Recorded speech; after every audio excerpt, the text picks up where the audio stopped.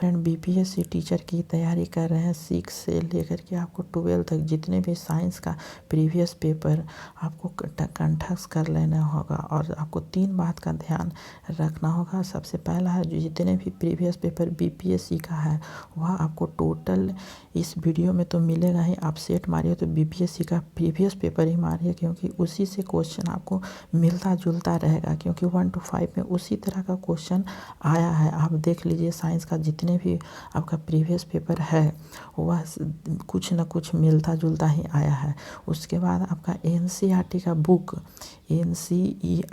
Book आपको 6 से लेकर के 12 तक, साइंस का 6 से लेकर के 12 तक आपको पढ़ लेना है। उसके बाद एक है एससीईआरटी का, जितना भी आपका जो एससीईआरटी का बुक होता है 6 से लेकर के 12 तक, उसको तीनों को आपको अच्छी तरह से देखना होगा, क्योंकि इसी से क्वेश्चन आपको बनता हुआ मिलता हुआ दिखता है। क्योंकि जो 10th में जो जितने भी 1 to 5 का जो क्वेश्चन आप देखे होंगे साइंस का, वह 10th लेवल से ही पूछा गया था एससीईआरटी के, क्योंकि हमारे जो प्लेयर लिस्ट है उसमें से हमने 17 में से आपको 15 क्वेश्चन यहाँ पे 10th का है बुक से एससीईआरटी से मिला हुआ है। ठीक है, हमने उसे डिटेल में देख लिए हैं, आप वीडियो जाके देख लेते हैं। तो सबसे पहला जो क्वेश्चन है कि प्रकाश संश्लेषण में सूर्य के प्रकाश की कौन सी रश्मियों का पर्णहरित द्वारा सर्वाधिक उपयोग किया जाता है। ए ऑप्शन है लाल, बी ऑप्शन है पीला, सी ऑप्शन है हरा और डी ऑप्शन है नीला। ठीक है, तो यह आंसर है वह हमारा लाल, ए ऑप्शन सही हो जाता है। अगला है क्वेश्चन कि कृत्रिम प्रकाश क्या है। ए ऑप्शन है पर्णहरित, क्लोरोफिल नष्ट कर दे सकता है। बी ऑप्शन है पर्णरहित का संश्लेषण कर सकता है। सी ऑप्शन प्रकाश संश्लेषण का कारण हो सकता है। डी ऑप्शन है प्रकाश संश्लेषण का कारण नहीं हो सकता है। तो कृत्रिम प्रकाश पूछा है तो सी ऑप्शन सही हो जाएगा, प्रकाश संश्लेषण का कारण हो सकता है। अगला है कि निम्नलिखित में से ऊर्जा रूपांतरणों में से किसके द्वारा प्रकाश संश्लेषण की क्रिया संपादित होती है। ए आपका है प्रकाश से रासायनिक ऊर्जा, बी ऑप्शन है प्रकाश से ताप ऊर्जा, सी ऑप्शन है ताप से जैव रासायनिक ऊर्जा और डी ऑप्शन है ऊष्मा से गतिक ऊर्जा। तो इसका जो आंसर है वो हमारा ए ऑप्शन सही होता है, प्रकाश से रासायनिक ऊर्जा में होता है। अगला है कि प्रकाश संश्लेषण की प्रक्रिया में एटीपी के कितने अणु ग्लूकोज के प्रत्येक अणु के संश्लेषण में शामिल रहते हैं। ए ऑप्शन है 16, बी ऑप्शन है 18, सी ऑप्शन है 20 और डी ऑप्शन है 24 और ये ऑप्शन उपयुक्त में से कोई नहीं, उपयुक्त में से एक से अधिक। तो 24 का जो आंसर है वह हमारा बी ऑप्शन सही है, 18 आपका एटीपी के अणु होते हैं ग्लूकोज में प्रत्येक अणुओं के संश्लेषण में शामिल। यह क्वेश्चन हो सकता है कि आ सकता है, क्योंकि जितने भी क्वेश्चन आपका पूछा गया 19 और 20 जितने भी क्वेश्चन पूछा गया हो 1 to 5 में 9, 10th, 11, 12th में इसी तरह का क्वेश्चन आपको देखने को मिलता होगा। सौर ऊर्जा एटीपी में बदलती है। ए ऑप्शन है माइटोकॉन्ड्रिया में, बी ऑप्शन है क्लोरोप्लास्ट में, सी ऑप्शन है राइबोसोम में, डी ऑप्शन है परऑक्सीसोम में, ये ऑप्शन है उपयुक्त में से कोई नहीं, उपयुक्त में से एक से अधिक। तो ऊर्जा है जो एटीपी में बदलती है, तो इसका जो ऑप्शन है वह हमारा बी ऑप्शन सही है, क्लोरोप्लास्ट में बदलती है। इसे याद कर लीजिएगा।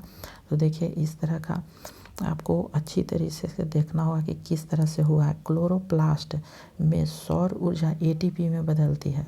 क्लोरोप्लास्ट क्या इसमें ऊर्जा बदलती है, तो सौर ऊर्जा एटीपी में बदलती है। क्लोरोप्लास्ट एक पादप कोशिका है जिसमें पर्णरहित या क्लोरोफिल नामक एक प्रोटीन युक्त जटिल रासायनिक यौगिक पाया जाता है। यह वर्णक पत्तों के हरे रंग का कारण है। अगला है कि प्रकाश ऊर्जा का रासायनिक ऊर्जा में रूपांतरण निम्नवत है। तो हमारा जो ऑप्शन है वह बी ऑप्शन सही होता है, प्रकाश संश्लेषण के द्वारा।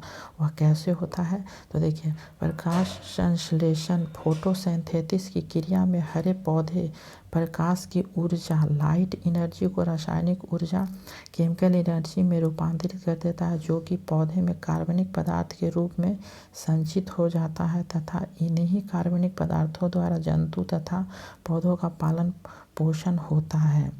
अगला क्वेश्चन है कि हरे पौधे द्वारा प्रकाश संश्लेषण प्रक्रिया में प्रयुक्त सौर ऊर्जा का रूपांतरण किस रूप में होता है? ए ऑप्शन है आपका रासायनिक ऊर्जा, बी ऑप्शन है भौतिक ऊर्जा, सी ऑप्शन है ए और बी दोनों और डी ऑप्शन है उपयुक्त में से कोई नहीं।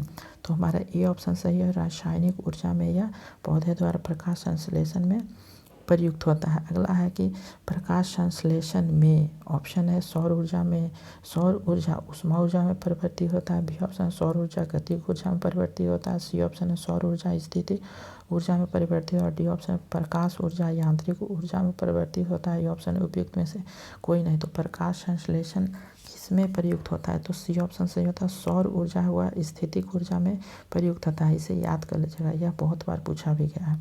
अगला है कि निम्नलिखित में से कौन सा प्रक्रम जो प्रक्रम है वह प्रकाश संश्लेषण में सम्मिलित है?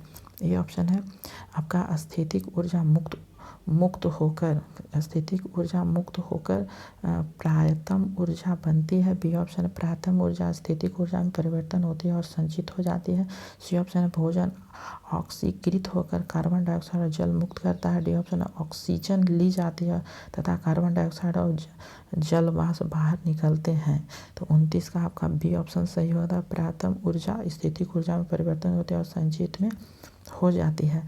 अगला है कि निम्नलिखित में से कौन अधिकतम कुशलतापूर्वक सौर ऊर्जा को रासायनिक ऊर्जा में परिवर्तन करता है? यह है क्लोरेला, बी ऑप्शन है बाघ, सी ऑप्शन है केचुआ, डी ऑप्शन है कसुकुट्टा। तो ए ऑप्शन यहाँ पे सही होता है क्लोरेला। क्यों होता है? तो देखिए क्लोरेला अधिक से अधिक कुशलतापूर्वक सौर ऊर्जा को रासायनिक ऊर्जा में परिवर्तन करता है। प्रस्तुतः क्लोरेला है जो क्लोरोफाइटा से संबंधित एक कोशिकीय हरित शैवाल की एक प्रजाति जीनियस है। यह जीनियस है और सौर ऊर्जा को रासायनिक ऊर्जा में बदलने की क्लोरेला की दक्षता जो है वह 8% से है, अतः विकल्प ए आपका उत्तर सही होता है। अगला है कि निम्नलिखित में से कौन सा पौधे की जड़ों का कार्य नहीं है? ए ऑप्शन है प्रकाश संश्लेषण, बी ऑप्शन है जल का अवशोषण। तो हमारा बी ऑप्शन सही है, जल का अवशोषण है जो पौधे की जड़ों का कार्य नहीं है। अगला है कि अधोलिखित में से कौन सा पृथ्वी के कार्बन चक्र में कार्बन डाइऑक्साइड की मात्रा को नहीं बढ़ाता है? आपका जो आंसर है वह आपका बी ऑप्शन है प्रकाश संश्लेषण है, वह कार्बन चक्र में कार्बन डाइऑक्साइड की मात्रा को नहीं बढ़ाता है। और अगला और आपका है कि रात के समय यह सलाह दी जाती है कि पेड़ के नीचे न सोए, क्योंकि ये ऑप्शन है ऑक्सीजन की कम मात्रा को मुक्त करती है, बी ऑप्शन है रात में हानिकारक गैसों को मुक्त करती है, सी ऑप्शन है कार्बन डाइऑक्साइड को मुक्त करती है और डी ऑप्शन है कार्बन मोनोऑक्साइड को मुक्त करती है। उपयुक्त में से कोई नहीं, उपयुक्त में से एक से अधिक। तो जो आंसर है वह हमारा सी है कि कार्बन डाइऑक्साइड है वह को मुक्त करती है रात में। अगला है कि रात में पेड़ के नीचे सोना हानिकारक है क्योंकि पेड़ छोड़ते हैं। ए ऑप्शन है ऑक्सीजन, बी ऑप्शन है कार्बन डाइऑक्साइड, सी ऑप्शन है कार्बन मोनोऑक्साइड और डी ऑप्शन है सल्फर डाइऑक्साइड। तो हमारा जो रात में पेड़ के नीचे हानिकारक होता है, नहीं सोना चाहिए, वह है कार्बन डाइऑक्साइड है वह छोड़ती है। ठीक है, 34 का आपका बी ऑप्शन सही है।